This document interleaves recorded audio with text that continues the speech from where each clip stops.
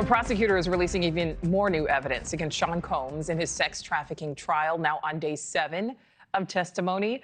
His personal assistant retaking the stand, talking about the grueling demands of keeping the hip-hop mogul happy. Also on the stand earlier today, the mother of Diddy's ex-girlfriend, Cassie Ventura, asked questions about the alleged abuse her daughter suffered at the hands of Combs. And NewsNation's Marcus Espinoza is live for us outside the courthouse there in Manhattan. Marcus, we are also hearing testimony from another alleged escort hired by Combs and Ventura. What are we learning from him? Nichole Sheree Hayes is on the stand right now in redirect. So he had the prosecution, and then the defense took their shot at him. And then, of course, now we have redirect here as they're in court. And so he is a male escort that Cassie and Combs hired in 2012. They hired him for a so-called birthday party, and he was kind of brought over under false pretenses there, a fake name for Cassie, as well as Combs there. And so he is key and vital in this testimony for the prosecution as they paint this picture, again, of these activities that Combs did throughout this trial here. Again, worked as a male exotic dancer known as the Punisher, hired back in fall of 2012. Basically, one of the incidents that they went through on testimony here with the, quote, Punisher was when a woman called asking to hire Hayes to perform at a birthday party. He showed up, and again, there was no party. He had a rate of about $200 for 30 to 45 minutes, was given a stack of $800 when Cassie explained that he was actually there to do a sexy scene involving baby oil. When Diddy entered, he was nude, wearing a face covering, carrying Astroglide. He did not communicate, sat behind a table, occasionally paced back and forth, and then he did give subtle directions to Cassie. So this was the type of interaction that took place, at least in this incident that they are alleging with this witness here. This was an encounter and that lasted no longer than 45 minutes.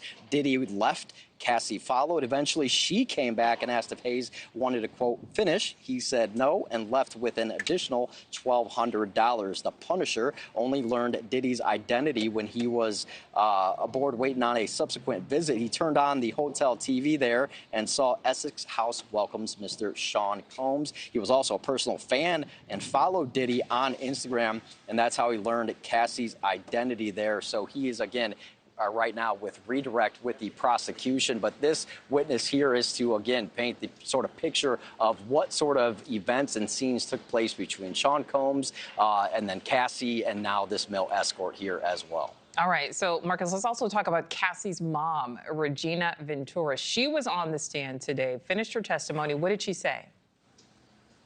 This was a very interesting testimony by her mom, and she came in very regal and composed herself when she entered the courtroom there, took a deep breath, and then walked in and answered these questions very matter-of-factly, very directly. And so when she was in there, she made sure to answer those questions as best as she could, and her testimony is vital to the prosecution for a couple of reasons here. A key point of Regina's testimony today was an alleged extortion move by Sean Combs in which he demanded Cassie's mother wire him $20,000 in cash back in 2011 because Combs was outraged over Cassie's relationship with Kid Cudi, the rapper and performer, and that Combs, claims he deserved to recoup money invested into Cassie. All of this on the backdrop that if money wasn't sent, Combs would release explicit sex videos of Cassie. In this email exchange between Cassie and her mother, as we can see here, Cassie in very clear words explaining what can happen to her if her mother didn't pay Combs,